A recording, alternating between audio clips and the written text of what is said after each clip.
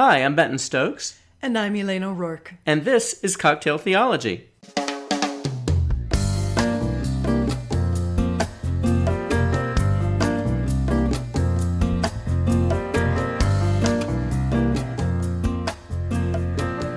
Well, hi there. Welcome to Season 4. We're 4. How about that? We're 4. Aw, I feel 4. And I'm really feeling 4 because there are 4 glasses on our table. I know. Why? Is it because each one celebrates one season of Cocktail Theology? Sure, we could go with that. Okay. We'll just do So I'm guessing that since this one has the most in it, it represents season 1 because those were our longest episodes. Those were our longest episodes. Okay. All That's right. true. Okay. Although season 3 was our longest season. I know, just to complicate everything. Thank you so much for that. So the reason we have 4 glasses. Today, we are kicking off season 4 by posing the question, can Christians love the Dalai Lama? Mm-hmm. And really what this question is getting at is, can Christians, within their worldview, within their theology, within their belief system, can they adopt beliefs that are outside the Christian faith? Mm-hmm. Or can they bring into their worldview things that even some people might say aren't Christian or even anti-Christian? Okay. You were doing a little research last night on the Dalai Lama. Mm-hmm. And the Dalai Lama is from Tibet. Correct. And so Tibetan cocktails are made of what? Barley. Yes, barley. So, you know what else is made of barley? I don't. Scotch. Really? Yeah. Oh, like peat? I guess so, with peat and all of that stuff. Yeah. Okay, all right. So, we had a scotch lying around. Mm-hmm. Scotch is not our favorite. It is not our favorite. If you haven't had scotch, listeners, there is a range of scotches. Huge range. Yeah, some are not the way I'm going to describe. But this particular scotch is very smoky. Okay. So it's got the mezcal thing going. It kind of has, it's sort of like drinking mezcal. Okay. So I found 2 scotch cocktails for us to try. Okay. Knowing that neither one of us loves scotch. Okay. The first one is called A Prophet in Plain Clothes. That would be me. Yes. Okay. And this one has Scotch, Fernet Branca, and sweet vermouth. Okay. Now, Fernet Branca is a herbaceous liqueur. Mm-hmm. And then the second one is Blood and Sand. You gotta love that name. Yeah. It's a good name. That's actually one that I had heard of before. Mm-hmm.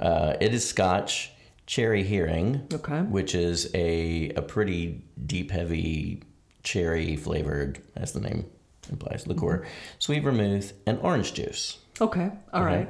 Okay. So we're going to try each of these. All right. And see what we think. Okay. All right. So this one is the Prophet in Plain Clothes. Okay. So you're going to try that one. Yeah, I'll try it first. And I'm going to try the Blood and Sand. It's very dark. Wow, it smells so smoky. Yeah, I don't taste anything but scotch.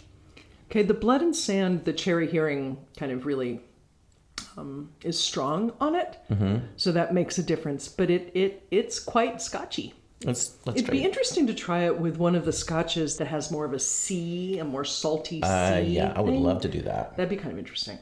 All right, so this is the other one. Oh, God. Okay. See what I mean? Yeah, so I'm not drinking that.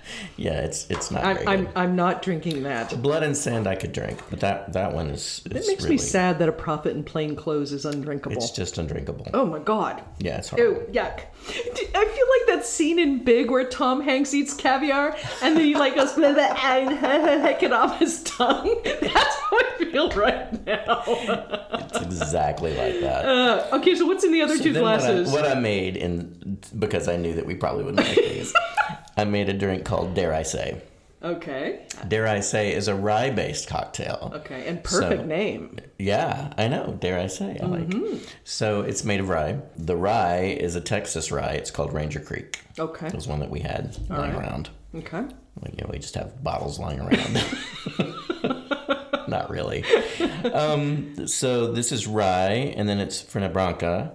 It's sweet vermouth. It's Aperol, which we like. We do. And it's rhubarb bitters, which we don't get to use very much, but we had in our cupboard. I love the rhubarb bitters. I put them into Manhattans a lot. Which is probably... So let's try this one. All right. It's a pretty color, too. God, please don't let it be big again. All right. Oh, now you're talking. This is nice. This is much more up my alley. This is not as sweet as I generally go for, but it's very clean and fresh because of that. The Fernet Branca, the mint thing is coming through for me. I like that. And it's a lot better than the Scotch one. Oh my gosh. Yeah. Yeah. So we never need to do that again. Okay. So our apologies to everyone in Tibet because we know that the Scotch is not actually from Tibet, but it was the only barley thing. Other than like barley wine, which was not happening. No. That was not going to happen. No. It would have made me even sadder than I am right now. Yeah. Anyway. Yeah. So we have, dare I say, I think we have a winner. Okay. Dare I say works. I like it. Which leads us right into the conversation. Dare I say, the Dalai Lama is a swell guy. He is a swell guy. Okay, so I'm about to say something that is so not in my character to say or in my lifeness to say, but I'm going to say. Okay. I have spoken with the Dalai Lama. Ooh, I know. Everyone listening suddenly has respect for me. Or thinks that I met him on a bus. And that's fine too. You can really think either way. So I lift this up because I have a quote from him, something he said to me that I think will apply later on in our conversation. Okay. So I'm going to hang on to it. Okay. All right. So what's the problem with Christians loving the Dalai Lama? Tell me why that's a problem. I'm not sure that it is, but I know that back in a former life, I used to attend a Southern Baptist church. And I remember distinctly in choir practice, some of the women discussing Oprah, what they had seen on Oprah that day, and a book that she was talking about. And one of them confessed to reading Chicken Soup or the Soul One, and confessed that, some of those Buddhist principles just aren't that bad. Oh. Okay. And was there much pearl clutching after this, or? No, you know what? The women in the conversation, nobody seemed to flinch. Okay. And this was, Oprah's still enormously popular, but at that time that was more like when she still had her Daily Show, and and it got me thinking back then, and I've thought about it several times since about, how my perception of Oprah, and I could be wrong, but my perception of Oprah is that she sort of selectively chooses things that resonate with her own mind, spirit, sure. And then she presents those to her, those that are watching, her fans. And whether it's in a book that she recommends or a guest that she had, on her show or whatever it is, or even just in her life, things that she's doing that bring her some sense of peace or fulfillment or focus or whatever, she's sharing those. Okay. And I think that a lot of her watchers come from, Christian backgrounds or would consider themselves Christians. Okay.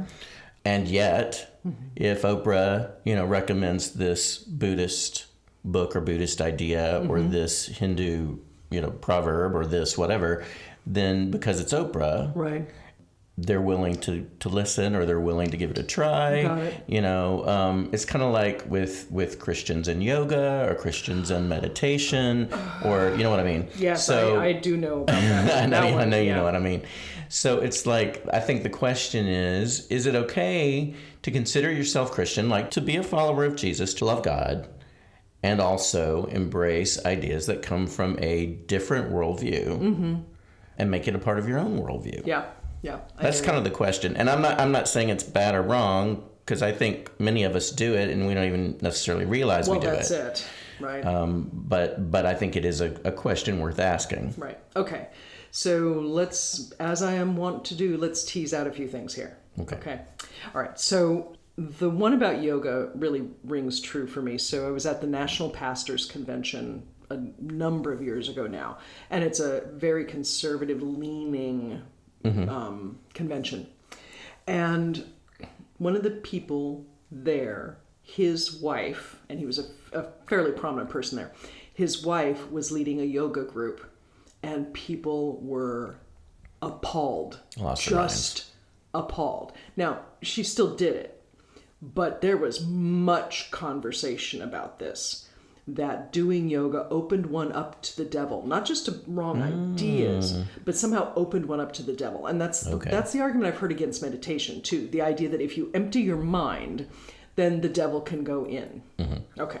So, which could lead everybody to OCD, but that's fine. So I've definitely heard those two pieces. So on the other end of that, and to me, that's just silly. I mean, at some point, it's just silly. Right. Now, on the other end, though, when I was in seminary, I was living in a seminary-type housing, and over the kitchen sink, and I don't remember exactly what it was. I feel like it was a poem, but that may not be true. It may have just been a 2-line thing. But what it did was equate Jesus and Buddha, that Jesus and Buddha were essentially the same. Okay. That's also wrong. Jesus and Buddha are not the same. No. And Buddhists would say that they're not the same. Yes, right. Okay. So if we can say knowing something about Buddhism or liking something about Buddhism is what it is, and then also say, but Jesus and Buddha aren't the same, then I think we've got a place to go from. Yeah. Okay? Yeah. So one of the smartest things that Dallas Willard, who was one of my teachers, ever said to me, I mean, he said it, I think it's one of the smartest things he ever said, but he said it to many people. He said that just because Hindus eat breakfast, it doesn't mean breakfast is bad. and most of his audience was quite conservative. And so hearing that made them think, okay, wait a minute. What is it we're actually talking about? Are we talking about eating breakfast? Are we talking about doing yoga? Are we talking about admiring the Dalai Lama? What is it we're talking about exactly? Yeah. Okay. So once we get to that point, then we can have a more interesting conversation about it. Right. Okay. So I think that if one is going to be a casual Christian in name, maybe go to church from time to time or even regularly, but not really have disciplines in your life, really kind of see Christianity as a thing one participates in rather than a throwing on one's life into the path of Jesus. Okay. Okay. If you're on the first camp, then, okay, so why not like some Buddhist tenets? Why not like some of what the Quran has to say? Why not? What harm does it do? And it does no harm. Okay? Yeah. You should always test everything against what you understand to be the basis of Christian behavior. So, if somebody says that the Second Amendment gives you a right to have a gun and shoot a teenage boy in the head when he comes to your door and you call yourself a Christian, that's a problem. It's a problem. Yes. Okay?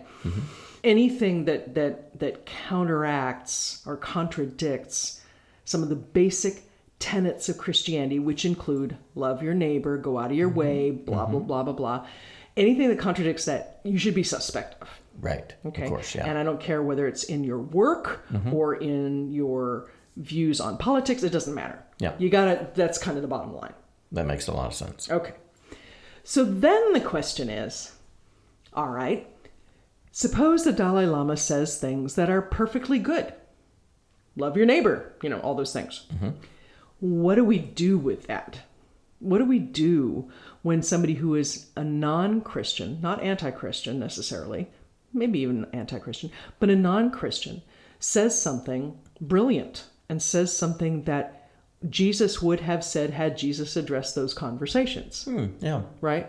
There's a really famous quote from Marianne Williamson, who is not a Christian by any stretch of the imagination.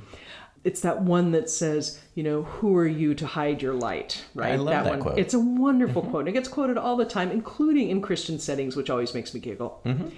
She is not a Christian. Does that make it incorrect? Well, no. No. So that's where you have to go with that.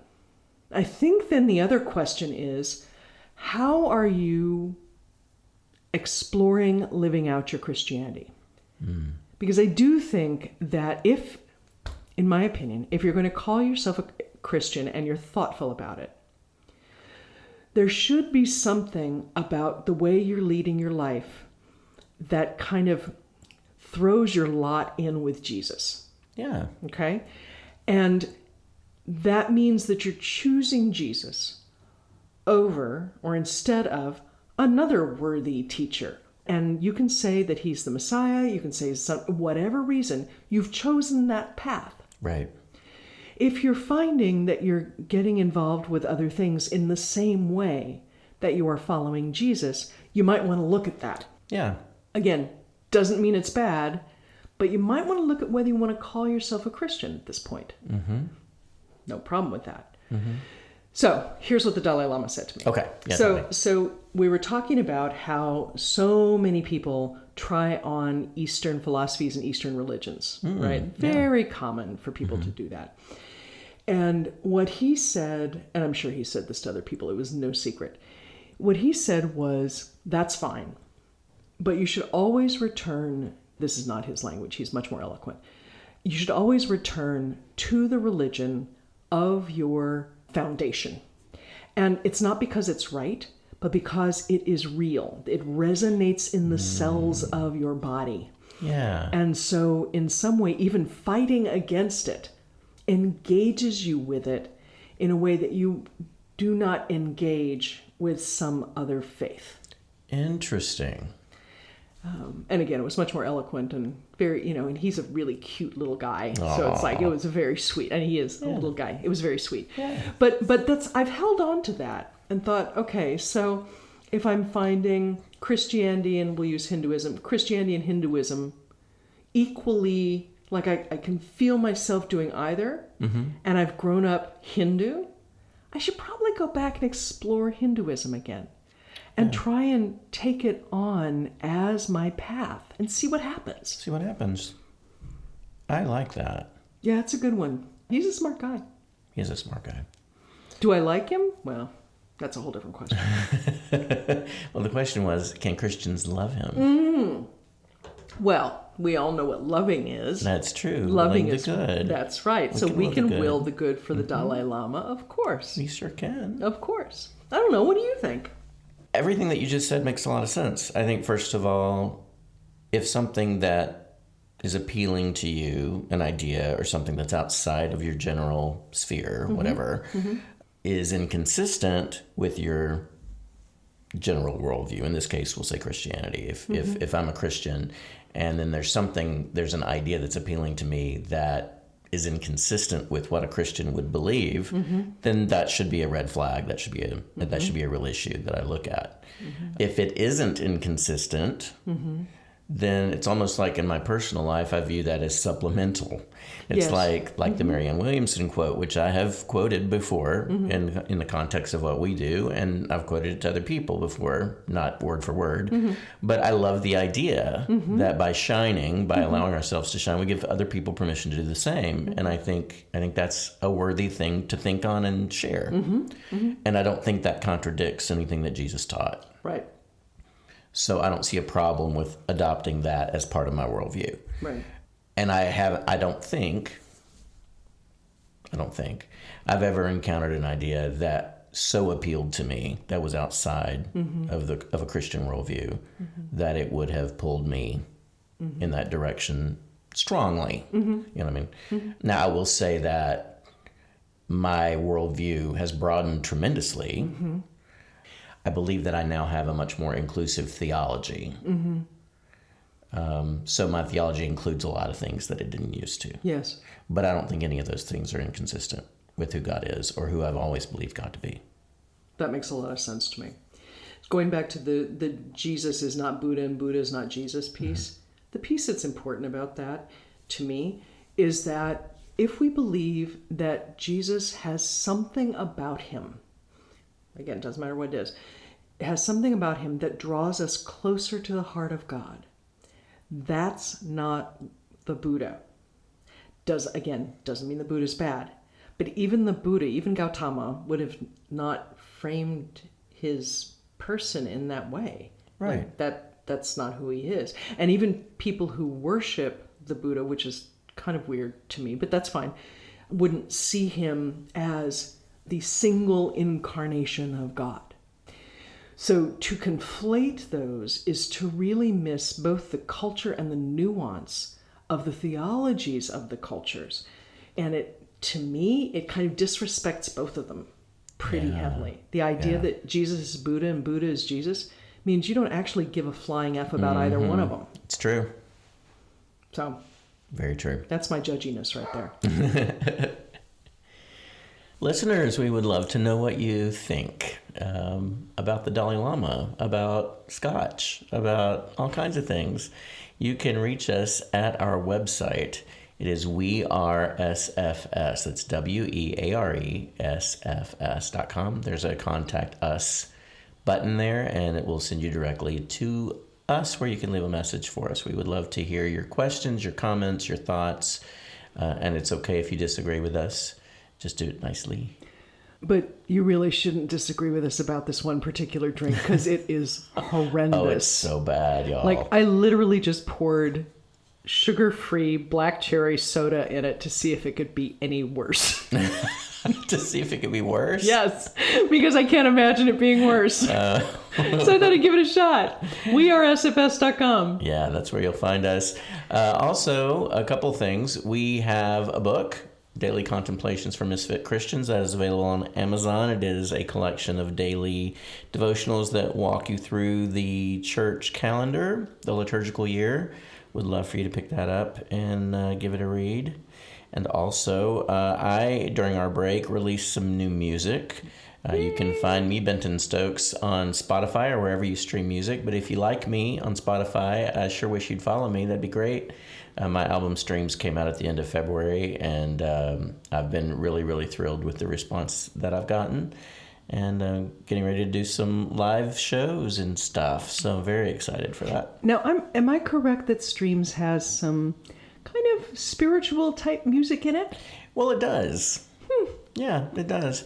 I had a history before all of this writing Christian music, contemporary Christian music for other artists. And I had some success at it, but there came a point where the theology didn't ring true for me anymore. Mm-hmm. And so it has been a very slow evolution back to writing songs that are more direct and outspoken about my faith. I have chosen, and I still do by and large, but I've chosen to be more subtle in my approach as I talk about my faith. But this album actually does have a worship song. I call it a worship song. I would call it a worship song. The title song, Streams.